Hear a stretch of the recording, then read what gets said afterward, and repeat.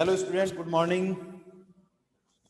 Welcome to today online computer class by Adarsh Bal Niketan Senior Secondary School.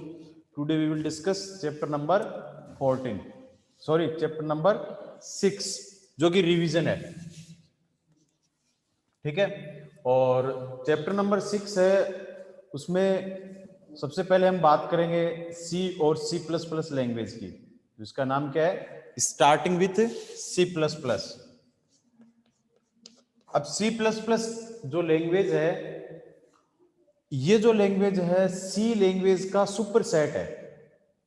इसका है C language का superset है. और इसको डेवलप किया था 1989 में, और जिसका नाम था, जो डेवलपर था इसका था बंजारने स्ट्रूप. और जो सी लैंग्वेज थी वो 1972 में डेवलप की थी डेनिस रिची ने. सी लैंग्वेज के बाद में बनी सी प्लस प्लस. तो सी लैंग्वेज जो थी उसमें कुछ ड्रॉबैक थे, उसकी कमियां थी. वो क्या कमियां थी? वो एक तो लो लेवल लैंग्वेज थी, ठीक है, और ये क्या है, हाई लेवल. बट वो भी एक हाई लेवल लैंग्वेज थी, लेकिन उसमें अंदर कुछ फीचर लो लेवल लैंग्वेज के थे, इसलिए उसको मिडिल लेवल लैंग्वेज भी कहा गया है. और वो पूरी तरह फंक्शन पे डिपेंड थी, उसका पूरा फोकस किस पे रहता था? फंक्शन पे. फॉर एग्जाम्पल, उसके अंदर सी लैंग्वेज की कमियों के बारे में बताता हूं, एक दो कमियां जो हैं. मान लीजिए उसके अंदर खूब सारे जो ब्लॉक सिस्टम होता था.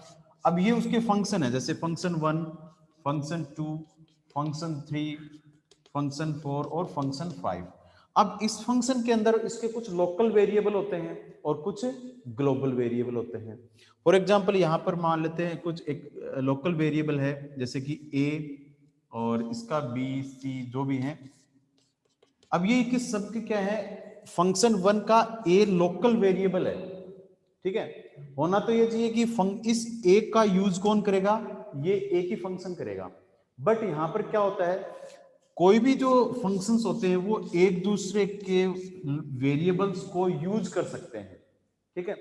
जब फंक्शंस के वेरिएबल्स को, फंक्शन के मेंबर को कोई दूसरा यूज कर सकता है, तो यहाँ पे ना तो कोई प्राइवेसी रहेगी, ना आपका रिजल्ट सही आएगा.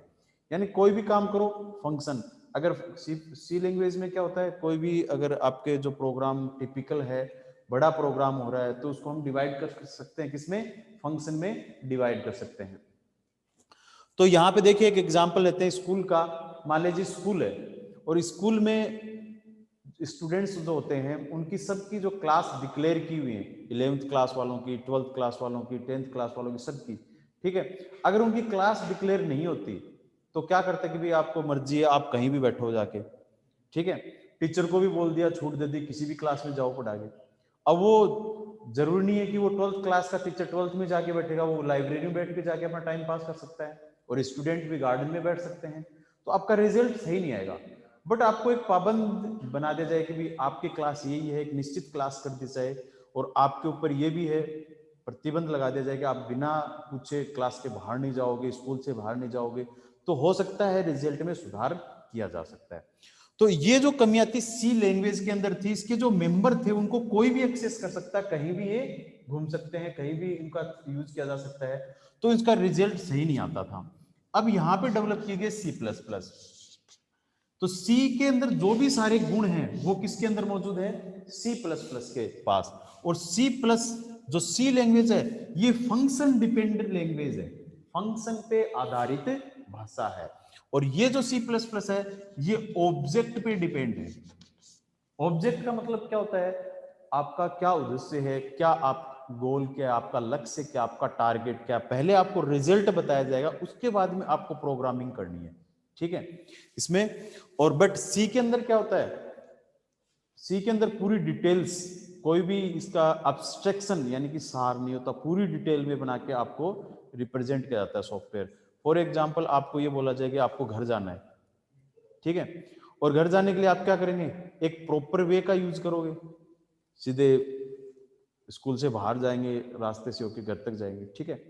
जाना टारगेट क्या, आपका घर पे जाना, निकल के जा रहे हो, ठीक है. बट दूसरा ये बोल दिया कि आपको घर जाना है, लेकिन कोई भी वे यूज करो, हमें नहीं पता कि आपको घर पहुंचना है, ठीक है. बट आपके पास कुछ ऐसी हो फैसिलिटी कि रास्ते का यूज नहीं करना है, सीधे चले जाओ, ठीक है। दीवार आई तो उसको तोड़ा, कोई आया तो उसको फोड़ा, ठीक है, घर पहुंच गए, ठीक है। तो एक डायरेक्ट, पर रिजल्ट तो दोनों में आ रहा है ना। एक तो आपको खुली छूट दी जाए, मेरे को रिजल्ट चाहिए चाहे कुछ भी करो, ठीक है। एक आपको पाबंद कर दिया जाएगा, आपको इसी रास्ते से होके जाना है, तो कौन सा बेटर है? उसी जो आपको पहले से फिक्स कर दिया उसी रास्ते से ना। जो पहले से फिक्स आपको रूल एंड रेगुलेशंस अप्लाई कर दिए गए, आप पे थोप दिए जाते हैं, वो तो सी लैंग्वेज। इसके अंदर पहले से नियम बना दिए गए, आपको इंटीजर का यूज करना है, इसमें फ्लोट का यूज करना है, इसमें ये यूज करना है, इसमें वो यूज करना है, उन्हीं का यूज करके आपको रिजल्ट देना है। सी प्लस प्लस में बोल रहे कि आपको खुली छूट दे रहे हैं, आप अपने हिसाब से यूज करो कुछ भी, हमें रिजल्ट चाहिए। तो ज्यादा बेटर कौन सी हुई? ये, क्योंकि आप अपने हिसाब से करेंगे ना, फ्रीडम हो आप, ठीक है। इसके अंदर आप क्या है, सी प्लस प्लस में आपके पास प्रतिबंध है, कांस्टेंट का यूज किया जाता है, इसमें थोप दिए जाते हैं कि ये इंटीजर यूज करो, ठीक है। अब सी प्लस प्लस के कुछ गुण हैं कि कौन कौन से जो इसके जो कंसेप्ट हैं, जिसके अवधारणाएं हैं, वो कौन कौन से। सबसे पहले बात करते हैं, पहला जो इसका कंसेप्ट है वो है डेटा अब्स्ट्रैक्शन। पहला क्या है? Data abstraction. एब्स्ट्रैक्शन का मतलब क्या होता है? डेटा का सार। इसमें आपको चीज बताई जाती है बढ़ा चढ़ाकर, इसमें सिर्फ आपको काम की बातें, सी प्लस प्लस में और फालतू बातें नहीं, रिजल्ट पे फोकस रहता है सिर्फ। दूसरा है इसमें डेटा इनकैप्सुलेशन। हाँ, डेटा इनकैप्सुलेशन का मतलब होता है इसमें डेटा खुले रहते हैं, और कैप्सूल का मतलब जानते हो आप, दवाई कैप्सूल के अंदर बंधी होती है, ठीक है। कैप्सूल के अंदर के एक आवरण होता है, उसके अंदर दवाई, तो वैसे ही देखो इनकैप्सुलेशन। कैप्सुलेशन का मतलब यूज है कि जो भी इसके अंदर जो आपके मेंबर हैं वो एक जगह क्या रहेंगे, फिक्स रहेंगे, वो सारे प्राइवेट होते हैं, जब इनका यूज होता है तभी उनको एक्सेस कर सकते हैं, अदरवाइज नहीं। नेक्स्ट है डेटा इनहेरिटेंस। इनहेरिटेंस का मतलब होता है, अब अगर आप यहां पर कोई भी जैसे एक फंक्शन बना लिया सी लैंग्वेज के अंदर, अब इस फंक्शन का हम दोबारा यूज नहीं कर सकते हैं। बट सी प्लस प्लस में क्या होता है, एक आनुवांशिकता होता है, जैसे हम अपने माता पिता के गुण लेते हैं, वैसे इसके अंदर एक क्लास बना दी जाती है, या फिर कोई फंक्शंस बना दिए जाते हैं, कुछ कोड लिख दिए जाते हैं, उन कोड का हम क्या कर सकते हैं, रीयूज कर सकते हैं, दोबारा यूज कर सकते हैं इनहेरिटेंस का यूज करके। नेक्स्ट है पॉलीमॉर्फिज्म। डेटा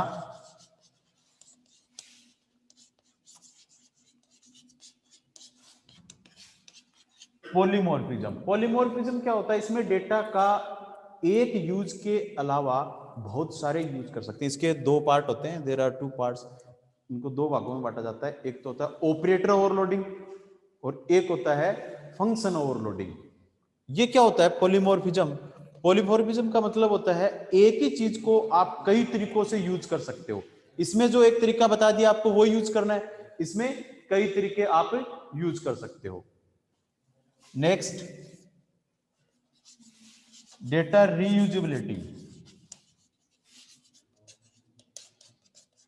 रीयूजेबिलिटी का मतलब होता है रीयूज करना, बार बार में उसको रीयूज कर सकते हैं। तो यहां पे कुछ मैंने 4-5 आपको क्या बताएं, इसकी कंसेप्ट बताए हैं।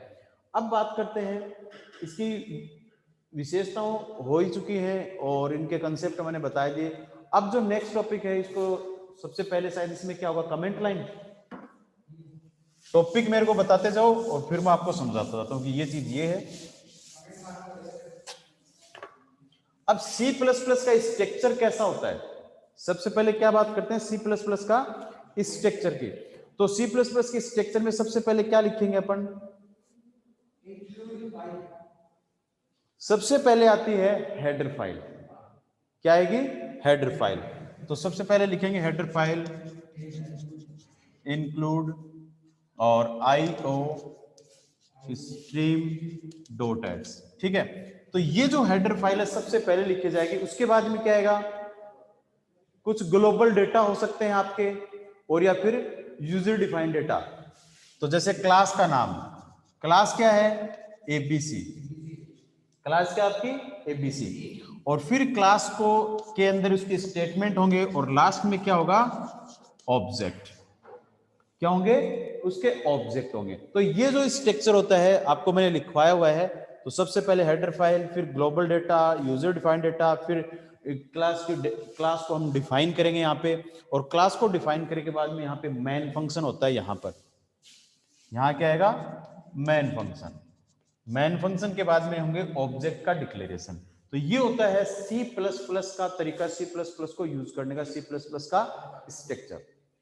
अब और चीज मैं आपको बताऊं सी प्लस प्लस की, सी प्लस प्लस सुपरसेट के साथ में ये बॉटम टू टॉप काम करती है।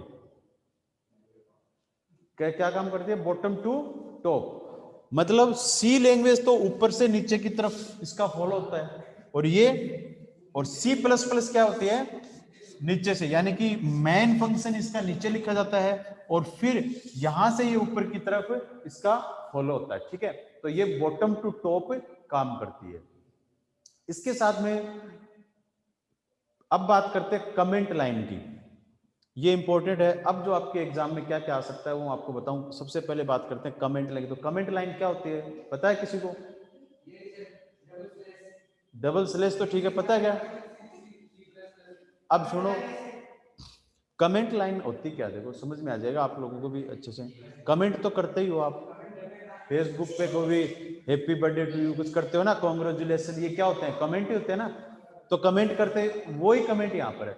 अब जैसे कि आप एक अकाउंट्स में एंट्री करते हो, ठीक है, एंट्रीज करते हो, उसके नीचे क्या लिखते हो नरेशन, नरेशन क्या है ऑल्सो कमेंट, वो भी तो एक कमेंट है उस एंट्री पे। ठीक है, उससे क्या फायदा होता है, उस एंट्री के बारे में हमें पता लग जाता है कि ये एंट्री किस लिए की गई है। यही तो होता है ना नरेशन का मतलब, समझ में आ रहा है? तो उस नरेशन से क्या आपकी बैलेंस शीट पे फर्क पड़ेगा? नहीं पड़ता ना। तो नरेशन क्या करता है या फिर कमेंट क्या होता है? कमेंट किसी के बारे में कोई बताया जाना जिससे हम जो प्रोग्रामर होता है यूजर होता है वो समझ सके। अब मैं आपको ये बताऊं कि ये क्या है क्लास एबीसी, क्या है ये क्लास है किस टाइप की? एबीसी एक क्लास है, ठीक है, एबीसी नाम की एक क्लास हमने डिक्लेयर की है। ठीक है, अब देखो मैं यहां पे लिखता हूं डिक्लेरेशन ऑफ क्लास, क्या लिखा डिक्लेरेशन ऑफ क्लास।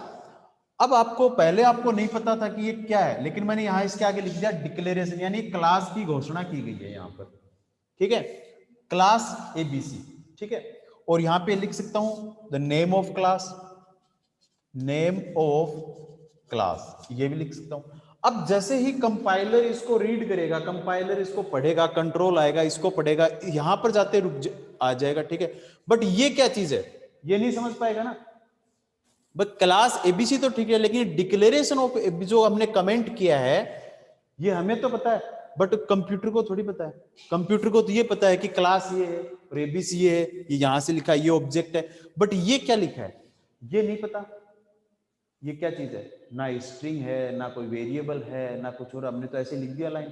तो क्या इसमें एरर आएगी कि नहीं आएगी? आएगी ना। तो इस एरर को रोकने के लिए, बट एरर आएगी इसको हटा देंगे, और हटा देंगे तो हमें समझ में कैसे आएगा? तो यहां पर क्या करेंगे ये लाइन लगा देंगे, इसलिए जो कंट्रोल होगा वो इस लाइन के आगे कुछ भी लिखा हो उसको पढ़ेगा ही नहीं, उसको क्या कर देगा इग्नोर कर देगा, और इग्नोर कर देगा तो जिससे क्या करेगा ये पढ़ेगा आगे चला जाएगा, आगे की साइड इसको रीड ही नहीं करेगा। तो ये हो गया आपका कमेंट लाइन। अब कमेंट लाइन होती है आपकी दो प्रकार की, एक तो सिंगल लाइन कमेंट और एक डबल लाइन कमेंट। तो सिंगल लाइन कमेंट में तो आपको डबल स्लैश से स्टार्ट करना है, और डबल लाइन जो कमेंट होता है उसके अंदर जैसे डिक्लेरेशन ऑफ ये क्लास आ गया, और फिर ये आ गया start scope start of class, ये लिखा। अब ये डबल लाइन है, अब या तो इसके आगे भी यही लगाओ, ये फिर आपको डबल लाइन का यूज करना है तो आप ऐसे करेंगे, पहले ये लाइन फिर स्टार फिर लास्ट में स्टार और ये लाइन, ये होगी डबल लाइन कमेंट, यानी इनके अंदर बंद गया है। अब इसको रीड नहीं करेगा, कंपाइलर है ना कंप्यूटर का, वो इसको रीड ही नहीं करेगा, बाकी प्रोग्राम पढ़ लेगा। बस ये हमें देखने को मिलेगा कि हम देख सकते हैं, जैसे नरेशन होता है ना, उस पर फर्क कुछ नहीं पड़ता, लिखो चाहे मत लिखो, है ना, बट हमें समझने के लिए। तो ये होता है आपका comment line. Next topic, IO stream file ये है। देखो इसको समझ लेते हैं। सबसे पहले ये प्रैक्टिकल में आपको ये चीजें पूछी जाती हैं, छोटी छोटी चीजें। ये जो हैश इंक्लूड है, ये जो हैश इंक्लूड है, ये क्या होता है, आपकी प्री प्रोसेसर डायरेक्टिव होती है। क्या होता है? Pre processor directive. ठीक है, इसका मतलब क्या होता है, जैसे कि मैंने यहां पे लिखा मैन, ठीक है, और एबीसी का एक ऑब्जेक्ट डिक्लेयर किया। अब ये जो मैन लिखा है, या फिर यहाँ पे मैं कुछ इंटीजर वगैरह लेता हूं, ये कहाँ रहते हैं? इस प्री प्रोसेसर के अंदर रहते हैं। ये पहले से एक तरह का एक ग्रामर है, एक लाइब्रेरी है, जिसके अंदर पूरी लैंग्वेज के अंदर जो भी कीवर्ड्स हैं, टोकन्स हैं, वो कहाँ पे रहेंगे? अवेलेबल इस प्री प्रोसेसर डायरेक्टरी के अंदर रहेंगे। ठीक है, अब देखो दूसरी है यहां से यहां तक, ये एक फाइल है। क्या है? फाइल है। जैसे मैं यहां लिखता हूं a.mp3। अब ए क्या है? अब सबको पता लग गया कि ए एक सॉन्ग है, mp3 सॉन्ग होता है ना। ठीक है, तो a.mp3, .mp3 का मतलब होता है ए की जो एक्सटेंशन है, ए का एक्सटेंशन क्या है? mp3। मींस ए जो फाइल है, ए नाम की फाइल एक सॉन्ग है। ठीक है, मैं लिखता हूं a.mp4, मींस ये क्या है? एक वीडियो है, mp4 है, ए जो है वो mp4 है। ठीक है, तो ऐसे में लिखता हूं a.txt टेक्स्ट, तो ये टेक्स्ट फाइल हो गया। a.docx तो एक डॉक्यूमेंट फाइल हो गई। ठीक है, ऐसे ही मैं लिखता हूं .h, जिसके आगे जो .h लगा होता है, यानी वो एक हेडर फाइल है। क्या है? एक हेडर फाइल। अब हेडर फाइल का यूज क्या है? यूज ये होता है, देखो यहां पे क्या लिखा हुआ है, इन, ओ का मतलब आउट, और स्ट्रीम का मतलब रास्ता, इनपुट और आउटपुट, कंप्यूटर के सीपीयू तक वैल्यू को भेजना इनपुट, और सीपीयू से स्क्रीन तक भेजना आउटपुट। इनका रास्ता बनाने के लिए हमें पहले से देना होगा, यहाँ पे एक रास्ता क्रिएट कर रहे हैं। तो यहाँ पर दो ऑब्जेक्ट लेते हैं, सी इन और एक होती है सी आउट। सी इन और सी आउट का अगर प्रोग्राम में यूज करना है तो हमें IO stream .h header file लगानी होगी, तभी तो हम यूज कर पाएंगे उसको, नहीं तो नहीं यूज कर पाएंगे। नेक्स्ट टॉपिक, जो नहीं समझ में आ रहा बता देना, वो दूसरे तरीके से समझा देंगे। नेम स्पेस क्या करता है? अगर देखो ये .h मत लगाओ, ये हेडर फाइल का यूज मत करो, तो ये हेडर फाइल क्या करती है? ये स्कोप निर्धारित करती है कि सीन का काम क्या है, सी आउट का काम क्या है। तो .h नहीं लगाएंगे ना, तो इसकी जगह क्या लगा देंगे? नेम स्पेस std लगा देंगे, जिसका मतलब ये होता है किसी वेरिएबल का स्कोप निर्धारित करता है वो। जैसे ये यहाँ पे लिखा है इंटीजर a। अब इंटीजर a का यूज कहां तक है? यहां से स्टार्ट हुआ यहां तक है, इसको बाहर यूज नहीं कर सकते। तो एक दायरा निर्धारित करना, किसी वेरिएबल का दायरे को निर्धारित करने के लिए हम क्या यूज करते हैं? ये नेम स्पेस std यूज करते हैं। नेक्स्ट, कंपाइलिंग और लिंकिंग। कंपाइलिंग का मतलब जो प्रोग्राम लिख लिया और उसको चेक कर रहे हैं कि हमने कहीं गलती तो नहीं कर दी, उस गलती को चेक करना ही क्या होता है? कंपाइल। कंपाइल से चेक करवाना और उसको रन करवाना। और लिंकिंग का मतलब अगर आपके पास 10-15 फाइल हैं, उनको आपस में जोड़ के एक सॉफ्टवेयर बनाते हो, तो वो होता है जैसे कि एक म्यूजिक प्लेयर का सॉफ्टवेयर है, इसने प्ले के ऑप्शन का जो बटन है वो बनाया और उसकी फंक्शन डाली। आपने जो पॉज बटन है, रिवर्स बटन है, फॉरवर्ड बटन है, सब दोस्तों ने मिलकर एक सॉफ्टवेयर अलग अलग फंक्शन बनाए। उन फंक्शन को मिलके एक क्या बना रहे हो? एक सॉफ्टवेयर डेवलप कर रहे हो। सारे प्रोग्राम जुड़ जाएंगे, क्या बन जाएगा? एक सॉफ्टवेयर। तो उनको बोलते हैं आपस में जोड़ना, क्या बोलता है? लिंकिंग। नेक्स्ट, लिनक्स और एमएस डोस पे, एमएस डोस का एक ऑपरेटिंग सिस्टम है, और ऑपरेटिंग सिस्टम किस में बना हुआ है? C++ लैंग्वेज में बना हुआ है। बस इतना ही लिखना, इसमें और कुछ नहीं है, थ्योरी लिखवाई है। हाँ, यहां से स्टार्ट हो जाती है आपकी टोकन से। जैसे कोई भी लैंग्वेज सीखते हैं अपन, उस लैंग्वेज को सीखने से पहले उसके क्या, उसके जो बेसिक जो कैरेक्टर्स होते हैं उनके बारे में हमें सीखना पड़ता है। तो सबसे पहले बात करते हैं बेसिक जो इसके कैरेक्टर्स होते हैं, वो होते हैं आपके टोकन्स। सी लैंग्वेज को सीखने के लिए क्या आने जरूरी है? टोकन्स। और टोकन्स क्या होता है? किसी भी भाषा की सबसे छोटी इकाई को क्या बोलते हैं? टोकन बोलते हैं। जैसे इंग्लिश लैंग्वेज सीखेंगे तो इंग्लिश में सबसे पहले क्या आना चाहिए आपको? ए। तो ए क्या हो गई? टोकन हो गया उसका, यानी उसकी सबसे छोटी इकाई है वो, है ना। अगर हम हिंदी की बात करते हैं तो कै, ख, ग ऐसे सीखते हैं ना, तो वो क्या हो गए उसके टोकन। तो टोकन भी क्या होते हैं? सबसे छोटी इकाई होती है अपनी जो कोई भी भाषा की। अब सी प्लस प्लस के टोकन कौन कौन से होते हैं? तो सबसे पहले टोकन की बात करें तो टोकन होते हैं आपके 5।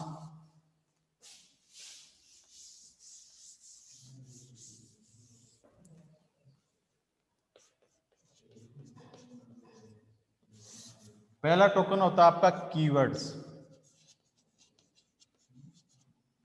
दूसरा स्ट्रिंग और कैरेक्टर्स, ठीक है, ऑपरेटर्स, और इसके साथ में कांस्टेंट और आइडेंटिफाइड। ये होते हैं आपके कांस्टेंट, ठीक है। और ये जो कैरेक्टर्स हैं सिंगल कांस्टेंट हैं, इनको हम डाटा टाइप भी बोल सकते हैं, तो अलग अलग नाम से भी इनको बोल सकते हैं, तो वो आपको बताऊंगा डिटेल से। अब सबसे पहले बात करते हैं कीवर्ड्स की, एक एक टोकन्स के बारे में। टोकन क्या होता है? इनकी सबसे छोटी इकाई, और छोटी इकाई में सबसे पहले आता है कीवर्ड्स। अब कीवर्ड्स जो होते हैं, यानी कीवर्ड्स का मतलब होता है, कीवर्ड्स ऐसे शब्द होते हैं जो एक ही शब्द के बने होते हैं और सबसे छोटे उनका छोटा स्वरूप दिया जाता है। जैसे इंटीजर का हमने क्या लिया? इंट। फ्लोटिंग का क्या लिया? फ्लोट। कैरेक्टर का क्या लिया? CHAR, ठीक है। तो ऐसे छोटे जो स्मॉल छोटे जो शब्द बनाए जाते हैं वो क्या होते हैं? आपके कीवर्ड्स होते हैं। और ये जो टोटल कीवर्ड्स होते हैं, इनको क्या कितने होते हैं टोटल? 48, 48 कीवर्ड होते हैं। इनका दूसरा नाम है रिजर्व वर्ड। इनका दूसरा नाम क्या है? Reserve word. और इन शब्दों को, इनको आरक्षित शब्द भी कहते हैं, और इनके लिए किसी हेडर फाइल की आवश्यकता नहीं होती है। जैसे सी आउट और सी इन के लिए हमने लिखा था ना iostream.h, तो वैसे इनके लिए जो 48 कीवर्ड्स होते हैं, इनके लिए किसी भी प्रकार की हेडर फाइल की आवश्यकता नहीं होती है। इनको पहले ही हैश इंक्लूड के अंदर जो प्री प्रोसेस डायरेक्टरी होती है उसके अंदर इनको डिफाइन किया जाता है। अब इनकी जो मैंने आपको टोकन्स कीवर्ड्स के बारे में बताया, तो इसके 5-4 पॉइंट है। पहला पॉइंट क्या है? ये छोटे और सरल होते हैं, एक ही शब्द के होते हैं, आरक्षित होते हैं, 48 होते हैं, इनके लिए किसी हेडर फाइल की आवश्यकता नहीं होती, बस, ठीक है। अब ये 48 कौन कौन से होते हैं वो आप जो सी लैंग्वेज C++ में पढ़ के वो सारे, ठीक है। अब दूसरा है आइडेंटिफायर। अब यहां पे बात चलते हैं आइडेंटिफायर। आइडेंटिफायर का मतलब होता है किसी वेरिएबल के नाम, फंक्शन के नाम, एरे के नाम को क्या कहते हैं? आइडेंटिफायर। अभिज्ञानक जो आपने पढ़ के आए हो, नाम पढ़ा ना अभिज्ञानक, तो उसी को क्या बोलते हैं? आइडेंटिफायर। जैसे कि मैं यहां पे लिखता हूं integer A, float F, character C, ABC और A।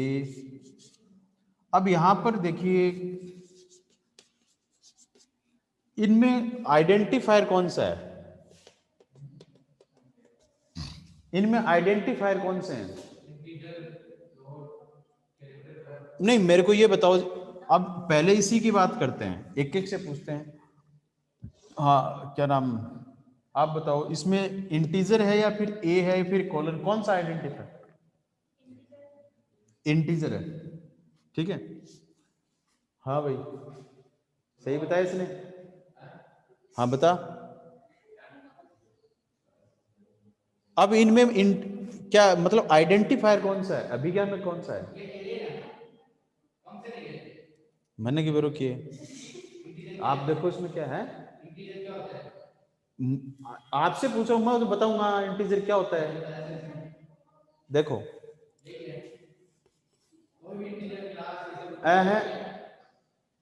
वेरिएबल के नेम को आइडेंटिफायर कहते हैं। तो वेरिएबल क्या है यहां पर, ए है। वेरिएबल क्या है, ए क्या हो गया, आइडेंटिफायर। किसी फंक्शन के नाम को, फंक्शन का नाम क्या है, एबीसी, आइडेंटिफायर है। किसी एरे के नाम को सॉरी फ्लोट है, एफ सी, ये सब क्या है आपके आइडेंटिफायर है। किसी नाम को ही क्या कहते हैं, आइडेंटिफायर कहते हैं। ये तो डेटा टाइप है। अब पूछ रहे हैं इंटीजर क्या है, इंटीजर तो डेटा टाइप है, ठीक है। फ्लोट डेटा टाइप है, कैरेक्टर डेटा टाइप है, ये सारे क्या है, डेटा टाइप है। और इनका जो हम यहाँ पे वेरिएबल का नाम लेते हैं वो क्या है, आइडेंटिफायर। अब यहाँ पर आइडेंटिफायर के कुछ नियम बता देता हूं। आइडेंटिफायर को हमेशा किसी अल्फाबेट से ही स्टार्ट करना है, यानी कि एबीसीडी से ही स्टार्ट करना है, ध्यान रखना, ठीक है। ए अल्फाबेट से स्टार्ट होगा, जैसे मैंने यहां पे लिखता हूं सम, इंटीजर टाइप का सम, और इंटीजर टाइप का टोटल। अब यहां पे देखिए ये सम और टोटल लिखा है, ये दोनों सही लिखे हैं क्या, नहीं,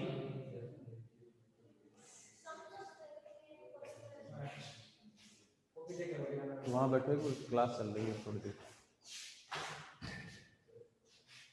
देखिए पहला रूल क्या है, जब हम आइडेंटिफायर को लिखते हैं तो पहला रूल है कि आइडेंटिफायर का फर्स्ट कैरेक्टर अल्फाबेट होना चाहिए। अरे तो सुन ले भाई, अभी पहला कैरेक्टर क्या होना चाहिए, अल्फाबेट। क्या दोनों में अल्फाबेट है क्या, क्यों नहीं है, इसमें एस है, अल्फाबेट नहीं है। अल्फाबेट मतलब एबीसीडी के अक्षरों में होना चाहिए, तो एस नहीं है, इसमें टी नहीं है। तो अल्फाबेट का मतलब ये थोड़ी बोला मैंने कि बड़ी अब एबीसीडी में होना चाहिए, छोटा मन ये कहा कि ये अल्फाबेट होना चाहिए, एबीसीडी में होना चाहिए, तो दोनों में है। दूसरा नियम,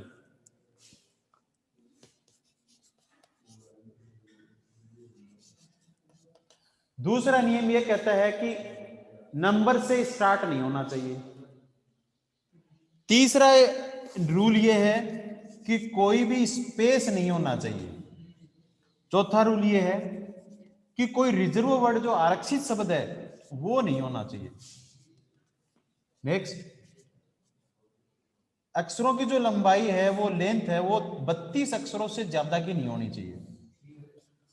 विशेष अक्षर नहीं होना चाहिए। अब इसमें सही कौन सा है, पहला नियम क्या है कि अल्फाबेट से स्टार्ट होना चाहिए। तो अल्फाबेट से स्टार्ट कौन सा हो रहा है, ये हो रहा है, ये हो रहा है, ये नहीं हो रहा अल्फाबेट से, तो इसको तो यहीं पे कट कर दो। और ये भी हो रहा है, ये भी हो रहा है, ये नहीं हो रहा, ये माले 32 अक्षर ही है, ए से स्टार्ट लेके, ये भी नहीं हो रहा। दूसरा ये है कि नंबर से स्टार्ट नहीं होना चाहिए, तो नंबर से स्टार्ट होगा वो नहीं होगा। तीसरा स्पेशल सिंबल से नहीं होना चाहिए। चौथा ये है कि स्पेस नहीं होना चाहिए, तो स्पेस है ना इसमें, तो ये भी नहीं होगा। अगर आप स्पेस यूज करना चाहते हो तो अंडरस्कोर का यूज करो, अंडरस्कोर का, तो अब ये भी बन गया, ठीक है। तो इसमें ये क्यों नहीं हुई, तो दोनों सही है। तो नियमों में तो 32 अक्षरों से भी ज्यादा नहीं है, 3 ही अक्षर है, इसमें 5 है, ठीक है। तो ये होते हैं आइडेंटिफायर। आइडेंटिफायर समझ में आ गया क्या। अब बात करते हैं डेटा टाइप की, ये बाद में करेंगे, इस इनकी और बात करते हैं, फिर हम बात करेंगे डेटा टाइप की। स्ट्रिंग और करेक्टर, करेक्टर होता है एक अक्षर का और स्ट्रिंग होता है अक्षरों का समूह। जैसे मैं यहां लिखता हूं ए, तो ये सिंगल करेक्टर है, इसको सिंगल करेक्टर को सिंगल कोटेशन में लिखना है। अगर मैं 8 लिखता हूं उसको भी मैं ये लिखता हूं तो ये भी अक्षर बन जाता है। मैं विशेष चिन्ह का यूज करता हूं, जैसे डॉलर का साइन है, तो इसको भी मैं सिंगल कोटेशन में लिखता हूं तो अक्षर बन जाता है। और अगर मैं यहाँ पे @ का यूज करता हूं और सिंगल कोटेशन में लिख देता हूं तो क्या बन जाता है, एक अक्षर बन जाता है, ठीक है। अक्षर को किसम के अंदर लिखना पड़ेगा, सिंगल कोटेशन के अंदर, ठीक है। और स्ट्रिंग क्या होती है, अक्षरों का समूह, जैसे एबीसी अक्षरों का 3 अक्षरों का समूह है, और इसको किस में लिखा जाएगा, डबल कोटेशन में। अगर मैं ए लिखता हूं सिंगल कैरेक्टर, बट मैं यहां इसके डबल कोटेशन लगा देता हूं तो क्या बन जाएगा, स्ट्रिंग बन जाएगी। अगर 8 एक नंबर है बट नंबर को भी मैं डबल कोटेशन में लिखता हूं तो क्या बन जाएगी, एक स्ट्रिंग बन जाएगी। तो ये था आपका सिंगल कैरेक्टर। कैरेक्टर को सिंगल कोटेशन में लिखना है, एक ही अक्षर का होना चाहिए और सिंगल कोटेशन में होना चाहिए। हाँ, स्ट्रिंग अक्षर हो सकते हैं या फिर अक्षरों का समूह, लेकिन लिखे किस में जाएंगे, डबल कोटेशन में। ठीक है, आगे समझ में। अब बात करते हैं डेटा टाइप की। ठीक है, और नेक्स्ट कल कर लें, क्यों?